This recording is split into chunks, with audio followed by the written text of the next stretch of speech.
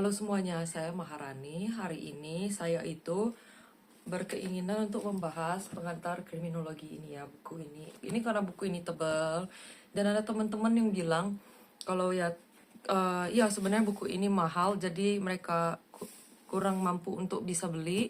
Jadinya saya buat aja dalam bentuk video biar ya mereka itu nggak perlu beli lagi karena ya ada yang ya gimana ya, ada yang kurang mampu, teman-teman yang penasaran tapi kurang mampu atau kayak baru sekolah, baru tamat. Jadi makanya saya buat video ini ya, tujuannya supaya itu aja, supaya kalian tahu ini isinya apa aja. Disclaimer ya, saya memang sarjana hukum, cuman memang bukan ahli bidang kriminologi ya, cuman memang saya suka nonton dokumenter kriminologi atau psikologi. Jadi saya di sini di video ini cuman mau membahas tentang buku ini, oke? Nah, kita sebagaimana yang kita lihat ya, kriminologi itu tidak jauh tentang ya pembunuhan, pembunuhan, menghilangkan nyawa orang, kejahatan seperti itu, pemerkosaan, pelecehan, dan ya kriminologi itu sendiri adalah ilmu yang mempelajari tentang kejahatan dan perilaku kriminal gitu. Dan viktimologi itu ilmu korban. Jadi di sini menjelaskan tentang ya apa yang termasuk kejahatan, dan ya sebenarnya di sini juga dijelasin tentang upaya klasifikasi bermacam-macam aktivitas kriminal. Jadi dan penjahat menurut tipenya. Jadi kayak tipe-tipe kejahatannya banyak gitu ya, di sini ada. Pokoknya banyak deh. Kalau saya kemarin baca itu ada yang seperti pemerkosaan, terus habis itu pelecehan, pedofil, eksibisionisme seperti itu, kejahatan teroris, pembunuh berantai, dan lain halnya. Tapi di sini saya lagi jelasin dulu ya. Kriminologi itu lebih banyak mengurus analisis fenomena kejahatan dan kriminalitas. Jadi kita bukan detektif jagoan dalam menyelidiki tempat kejadian perkara, tapi ini lebih ke mengurus analisis fenomena kejahatan dan kriminalitas. Jadi kriminologi ini itu tujuannya supaya kita upgrade hukum. Yang hukum untuk mencegah seseorang untuk melakukan kejahatan, dan upaya setelah seseorang ini pelaku ini melakukan kejahatan, kita itu buat dia jerah itu kayak mana supaya nggak terjadi lagi, kayak nggak ulang lagi tuh kejahatan itu. Sama kayak mana kalau misalnya orang ini nggak jerah ya, seperti hukuman mati. Dan yang untuk orang yang pelaku yang residivis misalnya, yang pembunuhan berantai, yang nggak bisa, yang kalau dibilang mereka itu psikopat misalnya, jadi nggak bisa punya rasa remorse, maksudnya rasa menyesal, merasa bersalah gitu. Jadi kadang mereka ulang lagi, jadi butuh untuk hukuman mati. Jadi sebenarnya kriminologi itu tujuannya untuk itu. Dan tren dan kejahatan itu contoh ya kayak pembajakan, perampokan kereta api, perampokan kereta berkuda, itu kan kejahatan dulu ya, kayak perompak yang di Somalia. Nah, itu berkembang gitu. Jadi kejahatan tuh berkembang. Awal-awalnya kan kejahatan itu yang kayak gitu, itu masalah besar bagi orang di masa lalu. Tapi di masa sekarang kejahatan tuh udah gak ada lagi dan berkurang. Bukan nggak ada sih, berkurang lah. Jadi dan lebih banyak yang cyber sekarang. Jadi kejahatan cyber itu lebih banyak. Jadi perampokan elektronik berskala global. Jadi kayak penipuan gitu-gitu kan. Biasa ada penipuan online ya, lewat telepon lah segala macam, klik link lah apa kan. Kalau dulu kan nggak ada kayak gitu. Nah sekarang tuh lebih banyak yang kayak gitu. Tapi kalau yang kayak perampokan bank gitu kan udah jarang ya. Kalau sekarang itu lebih ke kalau kayak dulu kan yakuza, geng-geng perampok terorganisasi itu banyak ya. Kalau sekarang lebih ke cyber ya. Jadi kayak human traffickingnya pun cyber ya. Jadi kayak penipuan gitu. Jadi kayak misalnya kayak yang di Kamboja lah, kasus di Kamboja itu kan sebenarnya kan penipuan ya, kayak bilang wah ini ada kerja di sini nanti gajinya segini gitu. Terus ya kalau kalau yang kayak yang tadi saya bilang itu kan udah berangsur kurang ya, maksudnya udah nggak ada lagi yang perampokan kereta api gitu misalnya kan. Em, jadi berkembang ya, terorisme juga udah terorisme di sini sih dulu lebih banyak ya daripada sekarang. Dan dia juga jelasin di sini pembunuhan berantai masih ada gitu, masih ada. Pembunuhan berantai dan terkait narkoba itu masih banyak dijumpai sampai sekarang gitu loh. Kayak dari zaman zaman itu tahun 70-an lah. Kalau kalau yang kayak teroris terorganisasi itu udah berkurang, tapi sekarang lebih ke pembunuh berantai, narkoba itu masih ada gitu loh, masih banyak ya. Apalagi narkoba kan ini kalian coba cek berita di Bali itu katanya ada narkoba ya, yang diselundupkan gitu oleh WNA. Nah sebenarnya menurut sosiolog Perancis Auguste Comte, gerak maju pengetahuan itu terdiri atas teologis. Pertama kan serba teologis ya. Awalnya kan kita itu semua dari agama. Teologis itu kan kayak ketuhanan ya. Terus pelan-pelan menuju pendekatan metafisik baru ilmiah. Jadi sains itu terakhir. Jadi dulu banget sebelum ada hukum pidana modern, pada abad ke-18, agama itu merupakan basis primer kontrol sosial di luar organisasi kekerabatan. Jadi pokoknya kayak misalnya apa-apa dikaitkan dengan Tuhan, apa-apa dikaitkan ya dengan Tuhan lah, supernatural gitu, dunia lain gitu. Kayak misalnya ini ya, kalau saya baca di sini kecaman kepausan terhadap Galileo karena melakukan kebidatan dengan mempertanyakan deskripsi Injil tentang bumi dan astronomi. Jadi kayak selalu dikaitkan dengan ketuhanan-ketuhanan agama-agama. Sebenarnya ini mirip sih kayak di Indonesia sekarang ya. Padahal ini zaman dulu loh katanya ini.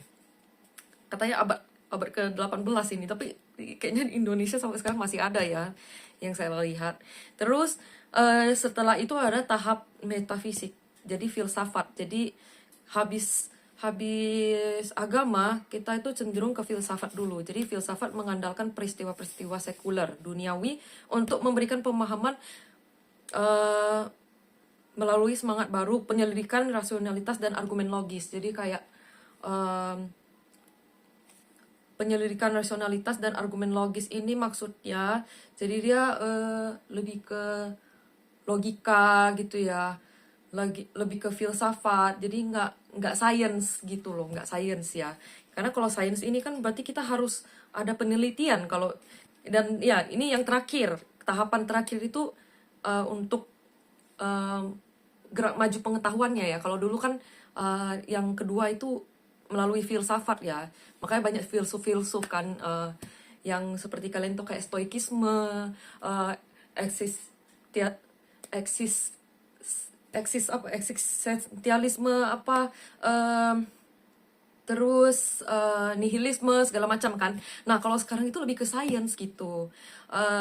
Jadi mereka mengukur, mengamat, ada buktinya, replikasi itu pengulangan pengamatan. Jadi dia mengamati lagi. Jadi pokoknya itu verifikasi juga. Jadi kayak penelitian. Jadi ilmiah itu kan kita meneliti gitu loh. Jadi scientific banget gitu ya, ada buktinya. Jadi nggak cuman kata ini, kata itu gitu loh. Jadi ada buktinya gitu kalau ilmiah itu ya. Secara kasat mata ada gitu buktinya. Nah, habis itu di sini itu juga dijelasin tentang perilaku menyimpang itu. Tuh, perilaku menyimpang. Jadi perilaku menyimpang itu ya aktivitas yang oleh masyarakat dianggap eksentrik, berbahaya, menjengkelkan, ganjil, asing, kasar, menjijikkan, dan lain sebagainya. Jadi kayak nggak sesuai dengan lingkungan ya, nggak sesuai dengan masyarakat. Jadi istilahnya ini di luar toleransi ya ke masyarakatan normal. Jadi nggak. Jadi ini sebenarnya penyimpangan itu berarti kan contoh di Indonesia menyimpang belum tentu di Amerika menyimpang ya sebenarnya. Kalau untuk penyimpangan ya. Nah, saya juga mau bahas juga di sini ya, buku ini juga membahas tentang bentuk-bentuk perilaku kriminal, sebab-sebab kejahatan, definisi kriminalitas, dan reaksi masyarakat terhadap aktivitas kriminal. Tuh, bidang-bidang pengkajian terkait bisa meliputi kenakalan remaja dan viktimologi. Yang tadi saya udah bilang, viktimologi itu ilmu tentang korban. Di sini tuh dijelaskan gitu. Terus di sini kriminologi dan peradilan pidana itu sebenarnya saling berhubungan dan melengkapi satu sama lain. Karena kalau di kriminologi ini ya itu dijelaskan tentang sebab akibat kejahatan. Sedangkan kalau peradilan pidana itu lebih mengurus masalah-masalah praktis dan penerapan, seperti aspek teknis perpolisian atau masyarakat. Jadi kayak praktisnya lah gitu. Tuh ini ada daftar buronan, daftar buronan dari FBI ya pada tahun 1950 ya. Tuh ada daftar ini. Oke. The FBI 10 Most Wanted Fugitive, oke. Jadi bandit paling berbahaya yang diburu oleh FBI ya. Ini ada Edward Eugene Harper, Osama bin Laden, Jason Derek Brown, James J. Berger, Emigdio Preciado Jr., Robert William Fisher, Victor Manuel Guerrena, Glenn Stewart Godwin, George Alberto Lopez Orozco, Alexis Flores. Tuh. Tapi sebenarnya ini ada yang saya lihat ini saya baca ya.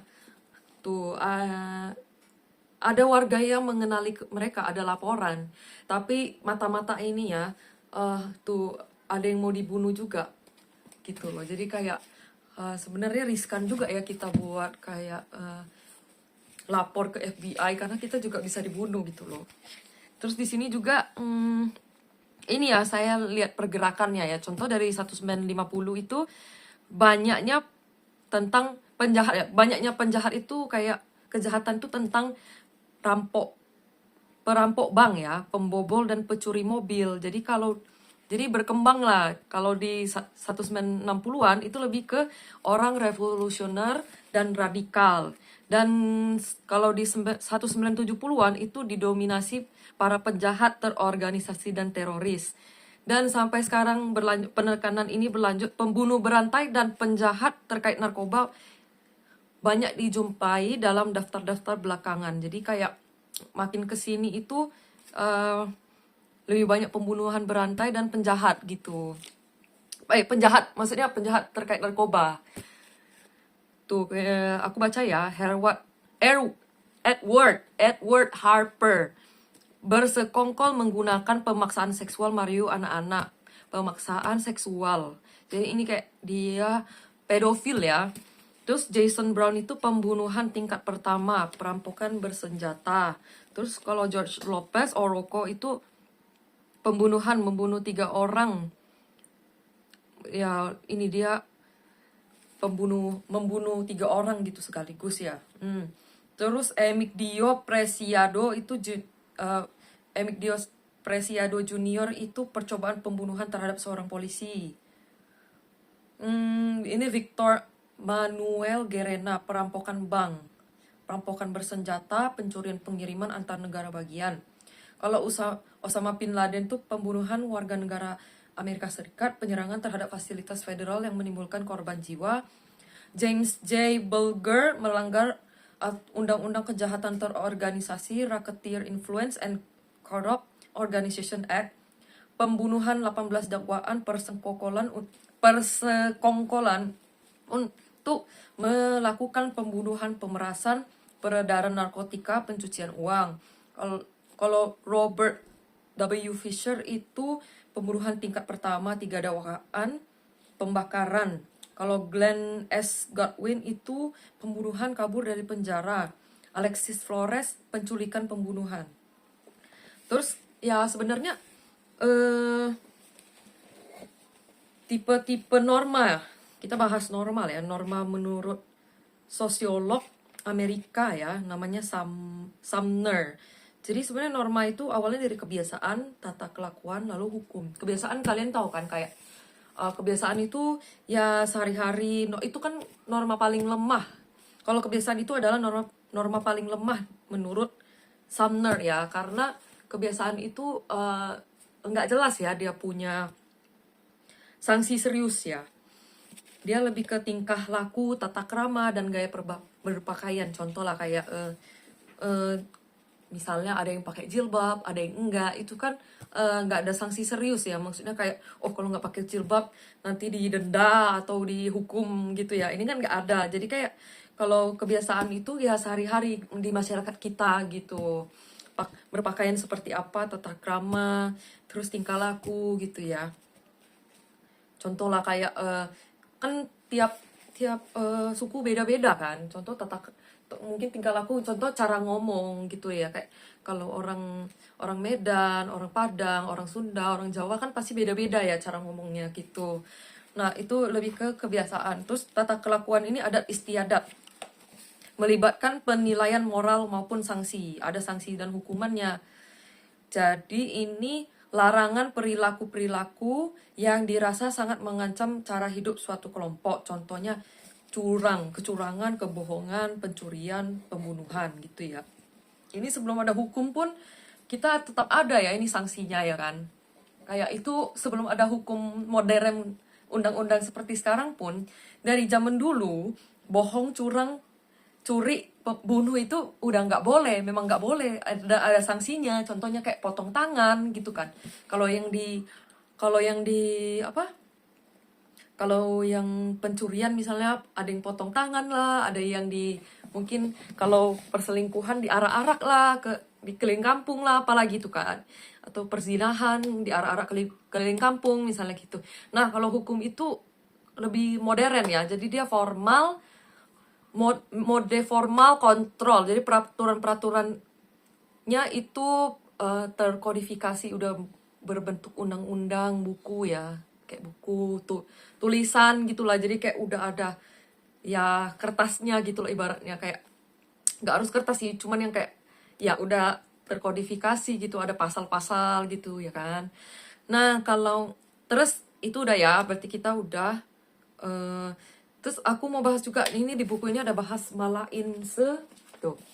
Malainse dan mala prohibita tuh. Malainse dan mala prohibita. Nah, malainse itu sebelum masuk ke malainse, saya mau jelasin dulu perbuatan menyimpang itu. Tadi kan saya udah jelasin itu perbuatan yang melanggar harapan suatu kelompok dan kejahatan sebagai perbuatan yang melanggar hukum pidana. Jadi kayak habis itu ini kan berarti masyarakatnya ya. Jadi masyarakat memutuskan apa yang dianggap sebagai sebuah kejahatan dan apa yang tidak gitu. Jadi masyarakatnya yang menentukan apa itu yang dianggap kejahatan dan yang tidak gitu. Nah, jadi para kriminolog ini membedakan antara perbuatan mala prohibita dan mala inse. Jadi mala prohibita itu perbuatan buruk karena dilarang oleh suatu kelompok gitu, suatu masyarakat. Jadi jadi pelanggarannya seperti kayak pelanggaran lalu lintas, perjudian, pelanggaran ketetapan pemerintah kota. Jadi yang dibuat oleh masyarakat ya, kalau yang ini. Contoh kan, kalau judi, misalnya contoh aja ya, kenapa dibuat oleh masyarakat? Karena contoh perjudian. Nah, kalau di Singapura kita lihat, kan boleh judi ya, ada kasino gede lagi. Kenapa di Indonesia nggak boleh kan? Jadi kan dibuat oleh masyarakat. Jadi kayak perbuatan buruk karena dilarang oleh masyarakat. Jadi kayak tergantung masyarakatnya. Jadi ya seperti itu gitu. Penyimpangannya tergantung masyarakatnya. Ini menyimpang apa enggak nih? Contoh kan ada yang negara yang membolehkan gay gitu ya. Misalnya Thailand, LGBT itu boleh di Thailand. Nah, di Indonesia nggak boleh. Nah, itu malah prohibita. Itu terus lalu lintas kan ya, tiap negara beda-beda ya lalu lintasnya. Terus ketetapan pemerintah kota ya, tiap kota, tiap negara kan beda ya aturannya. Nah, itu kenapa malah prohibita itu pelanggaran atau pelanggaran perbuatan yang buruk karena dilarang oleh masyarakat. Nah, kalau malah inse ini dia itu perbuatan yang buruk dengan sendirinya. Jadi tanpa dimanapun lah, dimanapun, nggak di negara Indonesia aja kan. Kalau contohnya ya membunuh, kan nggak cuma di Indonesia aja kalau membunuh itu nggak boleh kan. Nah, kalau malah inse itu yang seperti itu. Jadi kayak di sini pemerkosaan ya, pembunuhan, misalnya pemerkosaan, penganiayaan, itu kan tanpa memandang sistem ekonomi dan politik yang berlaku. Jadi tanpa memandang negara apapun, yang pasti pembunuhan, pemerkosaan, penganiayaan itu kan kejahatan gitu. Nggak ada tergantung masyarakat yang bukan tergantung lingkungan. Karena kan itu menghilangkan nyawa orang, merugikan orang gitu loh. Jadi nggak tergantung masyarakat itu. Jadi perbuatan yang dasarnya sudah dianggap buruk dengan sendirinya gitu. Berdasarkan norma moral, etika, dan nilai kemanusiaan yang universal disepakati masyarakat luas gitu. Perbuatan ini dilarang ya, bukan semata-mata karena ada undang-undang yang melarangnya, tetapi karena sifat perbuatan itu merugikan dan merusak orang lain gitu. Itu malah inse.